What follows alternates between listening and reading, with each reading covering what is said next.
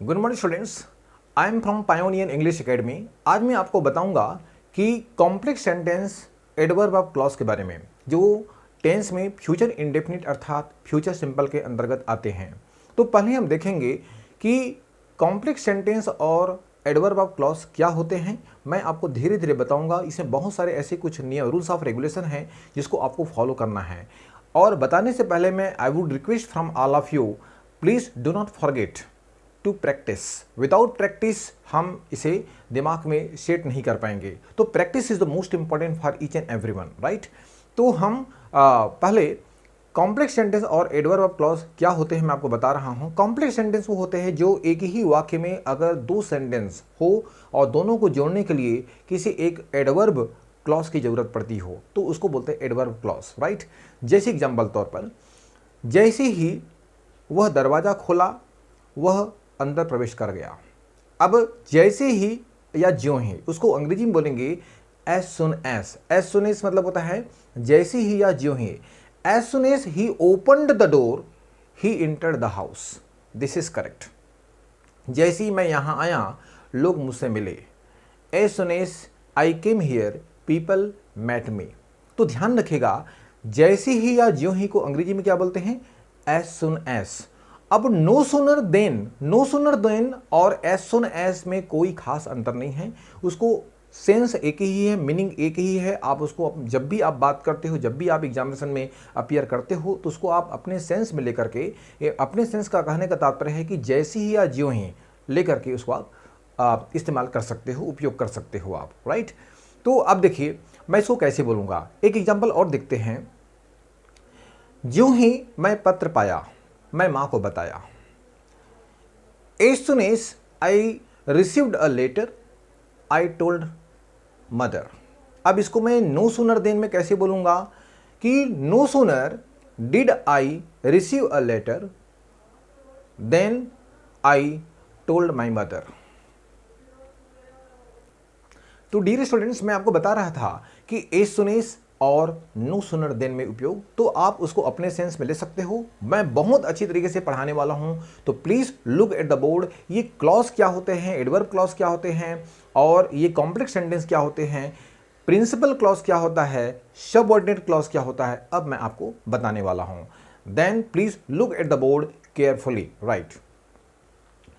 Complex sentence, adverb clause, as soon as, ज्यों ही या जैसे ही, राइट। अब देखिएगा, As soon as he turned on TV, all viewers came to watch। पहले हम देखते हैं कि ये कॉम्प्लेक्स सेंटेंस होता क्या है। देखिए आप, as soon as he turned on TV, यहां से देखिए, यहां से लेकर के यहां तक एक वाक्य है और फिर एक कॉमा है, कॉमा देकर के यहां से लेकर के यहां तक दूसरा वाक्य है, right.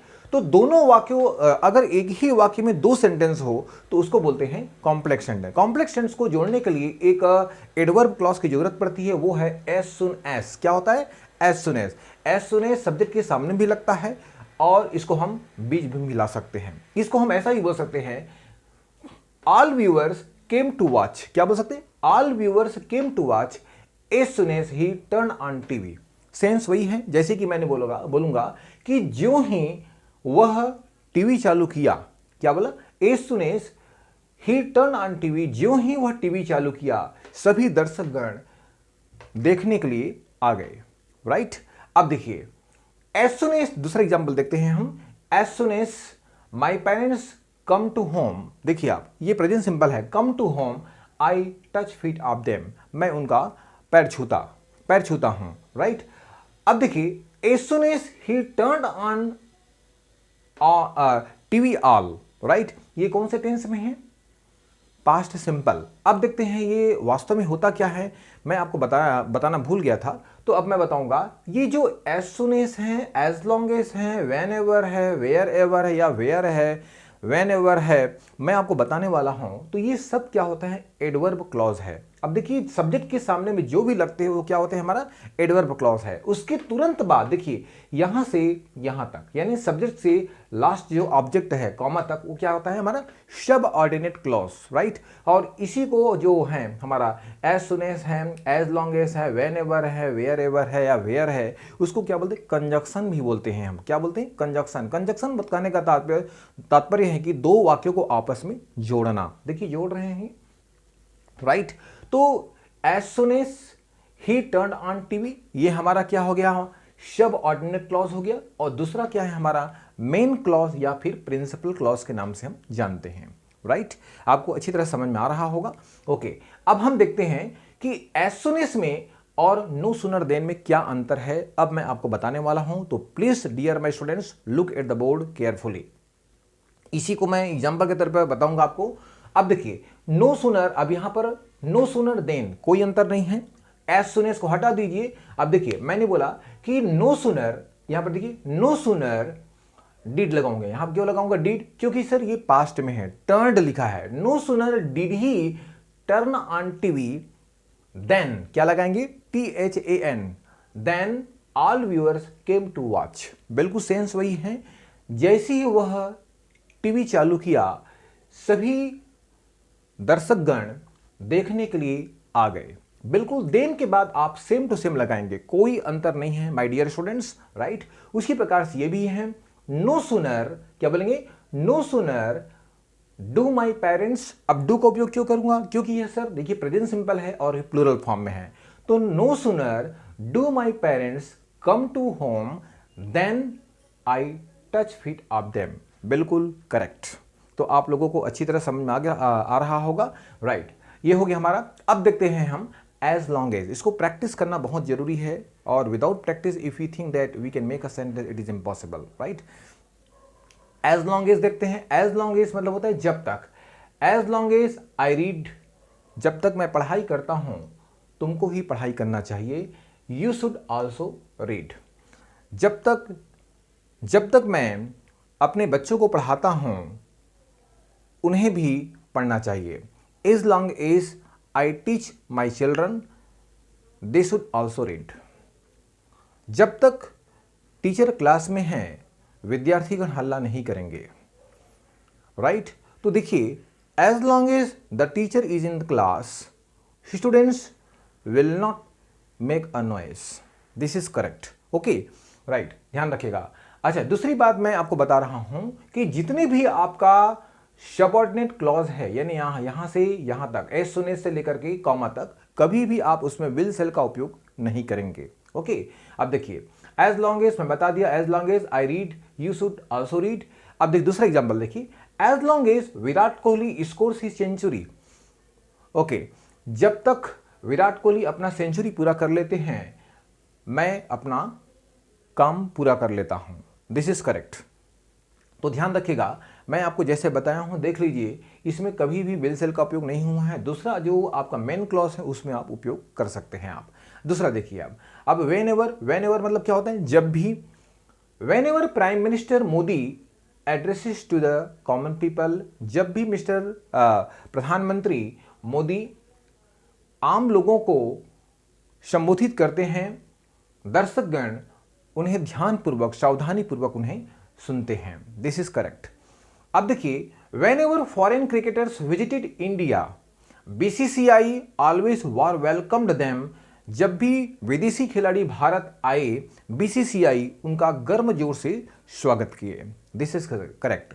When ever students did their homework the teacher appreciated them, जब भी विद्यार्थी अपना गृह कार्य किए शिक्षक उनका तारीफ किए। Whenever I went to his home he welcomed me, जब भी मैं उनका घर गया उन्होंने मेरा स्वागत किया, राइट। This is correct. अब देखिए where it was dangerous pit where he was standing, जहां वह खड़ा था बहुत खतरनाक गड्ढा था, right. That was the house where I got my early education, यह वही घर था जहां मैं अपना प्रारंभिक शिक्षा प्राप्त किया। मैं बहुत सारे एग्जाम्पल बता सकता हूं। देखिए आप वेयर का, मैं जहाँ खड़ा हूँ वहाँ मेरा बेटा पढ़ाई करता है। My son reads where I am standing. So many students are standing where I was taking my class. बहुत सारे विद्यार्थी खड़े हुए थे जहां मैं क्लास ले रहा था। राइट, तो इस प्रकार से आप उपयोग कर सकते हैं। वेयर का तात्पर्य यहां पर कहां नहीं होता, बल्कि क्या होता है, जहां। दो वाक्यों को आपस में जोड़ना। राइट, तो ये होता है हमारा क्लॉज। आप देखते रहिएगा, मैं आपको और बहुत सारी चीजें बताने वाला हूं। डियर स्टूडेंट्स, मैं आपको बता रहा था कि कॉम्प्लेक्स सेंटेंस एडवर्ब क्लॉज के बारे में। वेयर एवर मतलब होता है, अब हम पढ़ेंगे वेयर एवर। वेयर एवर मतलब होता है जहां भी हो।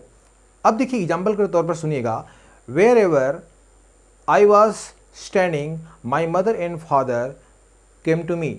जहाँ भी मैं खड़ा था मेरे माता पिता वहाँ आए। Wherever the teacher was teaching English students went to him. जहाँ भी शिक्षक अंग्रेजी में पढ़ा रहे थे विद्यार्थीगण वहाँ गए। राइट, अब देखिए third example, wherever students planted the plantation. जहाँ भी विद्यार्थीगण वृक्षारोपण किए, द टीचर एप्रिसिएटेड देम। शिक्षक उनका तारीफ किए। राइट, अब देखिए सेकेंड एग्जाम्पल देखिए यहाँ पर, wherever I teach English. जहाँ भी मैं इंग्लिश पढ़ाता हूँ, स्टूडेंट्स कम रेगुलरली। विद्यार्थीगण नियमित तौर से आते हैं। Wherever I was standing Shaurya and Vanshika came to me. जहाँ मैं खड़ा था शौर्य और वंशिका वहाँ आए। अब देखिए एस का मतलब क्या होता है, चूंकि या जैसे। पहले हम चूंकि का मतलब आपको बता रहे हैं, इसका वाक्य कैसे बनाते हैं। As he is a teacher, he is a doctor, क्या बोलेंगे, as he is a doctor patients visit his clinic. चूंकि वह डॉक्टर है, रोगी उसका या उनका क्लिनिक जाते हैं।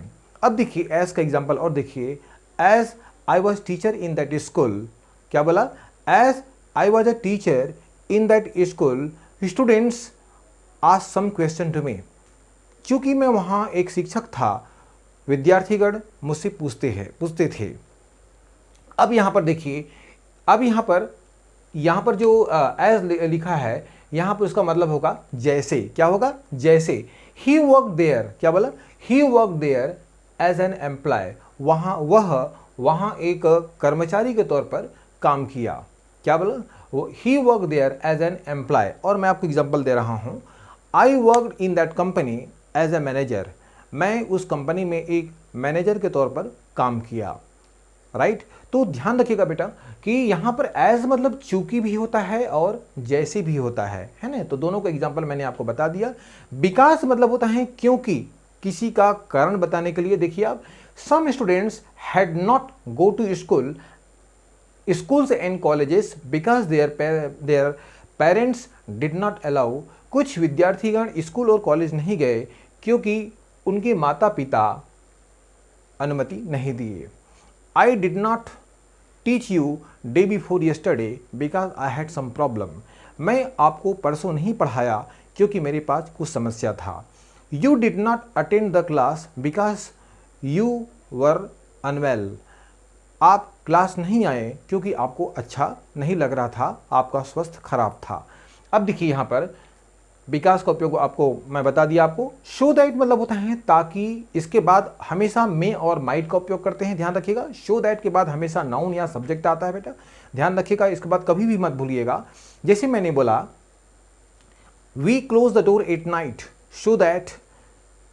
मैंने क्या बोला, we close the door at night so that the thief may not enter the house. हम रात में दरवाजा बंद करते हैं ताकि चोर घर में प्रविष्ट ना हो पाए।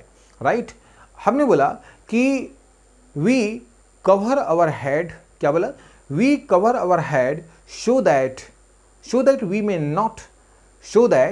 मे not get any infection of कोविड-19। हम अपने चेहरे को ढकते हैं ताकि हम कोविड-19 के शिकार ना हो जाए। राइट, तो उसी प्रकार से एग्जाम्पल यहाँ पर देखिए, शो दैट ताकि, may might, he works hard day and night, वह दिन रात मेहनत करता है। Show that he may maintain his family properly, ताकि वह अपने परिवार का पालन पोषण कर पाए। Right, okay. देखिए सो दैट के बाद हमेशा सब्जेक्ट या नाउन आता है, उसके बाद फिर मे, फिर आपका वर्ब आता है, राइट। अब देखिए, वी स्पीक गायत्री मंत्र, हम गायत्री मंत्र बोलते हैं so that we may might get much knowledge, ताकि हमें ज्ञान मिल जाए, राइट। अब देखिए, सो दैट का उपयोग हो गया। लेस्ट मतलब होता है ऐसा ना हो कि, इसके तुरंत बाद क्या लगाएंगे, शुड। लेस्ट के बाद भी आपका डैश डैश डैश शुड आया है, लेस्ट का मतलब होता है ऐसा ना हो कि, और फिर आपको शुड लगाना पड़ेगा। देखिए एग्जांपल के तौर पर मैं आपको बता रहा हूं, move on the road in dark slowly, रात में रास्ते पर धीरे से चलो। Lest you may fall into pit, ऐसा ना हो कि आप गड्ढे में गिर जाओ। लेस्ट में हमेशा शुड आता है। और देखिए एग्जाम्पल के तौर पर, speak in English slowly lest the people, क्या बोला, lest the people should mock at you, अंग्रेजी में धीरे धीरे बात करो, ऐसा ना हो कि लोग आप पर हंस पड़े, राइट।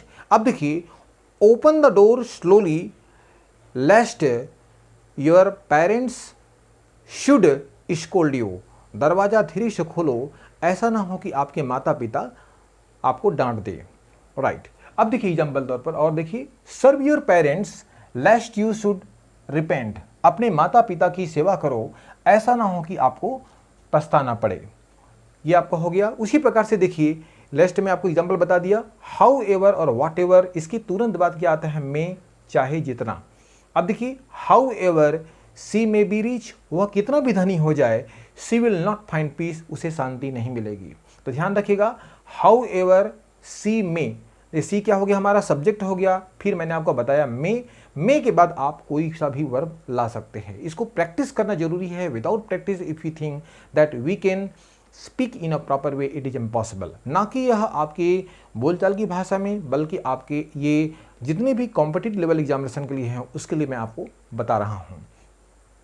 तो however she may be rich she will not find peace, वह कितना भी धनी हो जाए उसे शांति नहीं मिलेगी, सी विल नॉट फाइंड पीस। अब देखिए, वॉट एवर मनी यू में है, आपके पास जितने ही पैसे हो जाए, यू मस्ट स्पेंड, उसे खर्च करना पड़ेगा, राइट। तो इसको आप प्रैक्टिस कीजिएगा, then you can be a perfect speaker, then you might have lots of knowledge to speak and to set in mind to speak which is generally spoken by someone, right। as और so, as और so का मतलब देखिए, as और so मतलब होता है जैसा वैसा, as you sow so shall you reap, जैसा जैसी करनी वैसी भरनी, यानी जैसे आप काम करोगे वैसे आपको फल मिलेगा। उसी प्रकार से मैं आपको बता रहा हूं, as you do, क्या बोला, as you do so shall you get result, जैसा आप करोगे वैसा आपको फल मिलेगा, राइट। अब देखिए, एज का तात्पर्य होता है हमेशा पॉजिटिव डिग्री में होता है, पॉजिटिव, कॉम्पैरेटिव और सुपर डिग्री। इसके पहले मैं आपको वीडियो डाल चुका हूं यूट्यूब में, ध्यान रखिएगा। ये हमेशा पॉजिटिव डिग्री में किसी चीज़ों या व्यक्तियों की तुलना करने में होता है। देखिए आप, he is as tall as his father, वह उतना ही ऊंचा है जितना उसके पिताजी हैं, right. You are as brave as Deepak, आप उतना ही सूरवीर हो जितना दीपक है, राइट। मैंने बोला, Chetna is as clever as my sister, Chetna उतने ही चलाक है जितना मेरी बहन, राइट। मैंने बोला, शौर्य इज एज इंटेलिजेंट एज नैतिक, शौर्य उतना ही होशियार है जितना नैतिक। तो डियर स्टूडेंट्स, होपफुली आप लोगों को अच्छी तरह समझ में आ गया होगा, right. Wherever, dear students, मैं आपको बता रहा था कि wherever as, because, so that, और lest, however, whatever, as so, as.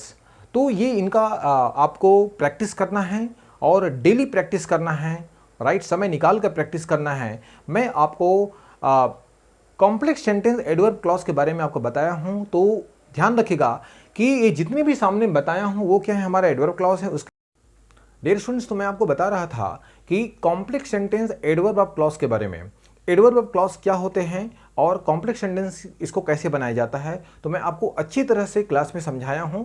थोड़ा सा मैं लास्ट में आपको और बताना चाहूँगा कि एडवर्ब ऑफ क्लॉज में क्या क्या आते हैं। इफ़, यदि, अनलेस, अनटिल, जब तक ना, एज सुन एज, और as long as और what is the difference between as long as and as soon as, ये दोनों का एग्जाम्पल मैं बहुत ही सटीक तरीके से मैं दिया हूं, तो आप इसको कंटिन्यू देखते रहिएगा। इसके बाद वेयर, जहां, कब, व्हेन, कब जब, राइट, और व्हेनेवर, जब भी हो, लेस्ट, ऐसा ना हो कि दो, आल दो, यद्यपि। I think you have understood my explanation. Hopefully आप लोगों को अच्छी तरह समझ में आया होगा, और यदि हमारा वीडियो आपको अच्छी तरह समझ में आया होगा तो please do not forget to like, share and subscribe my channel. Thank you very much for today's class. Next class में मिलते हैं। We meet you in next class. Thank you very much.